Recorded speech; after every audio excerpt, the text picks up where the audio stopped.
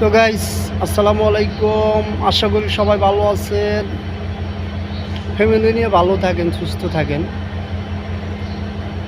এই দুয়াই আল্লাহর কাছে করি, আল্লাহ যেন আপনাদের সবাইকে ভালো রাখে।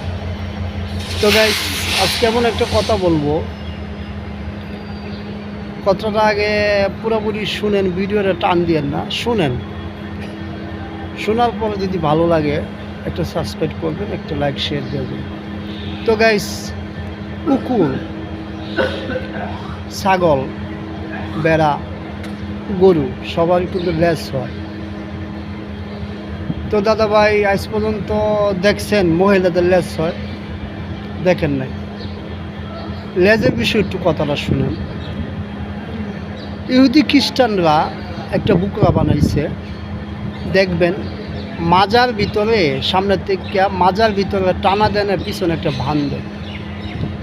বান দেওয়ার পরে আদাতের মতো, মানে আমরা বাংলা ভাষায় বলি যেমন এই যে এক গিব্বার মতো, এটা দুই পাশে উটকি মাঝি দেয়া, মানে বাংলায় কথা বলতেছি, মনে কষ্ট নিয়েন না। মহিলাদেরকেও বলতেছি, আপনারা এগুলো পড়বেন না। ওই মাঝামাঝিতে আপনার এটা ঝুলে থাকে, এটা হলো লেজ। কেন বললাম?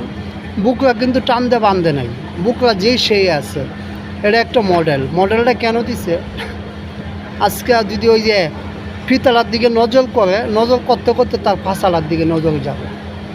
তাদের গাইস,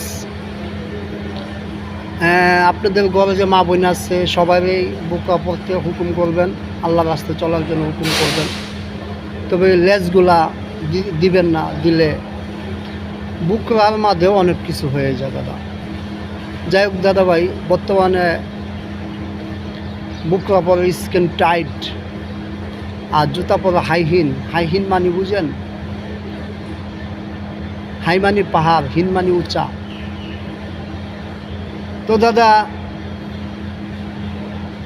মনে কষ্ট নিয়েন না, আপনাদেরকে বোঝানোর জন্য বলছি কথাটা বাংলা ভাষায়, অনেক সময় খারাপ ভাষা বলছি।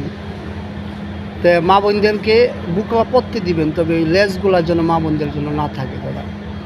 তো ভালো থাকেন, সুস্থ থাকেন।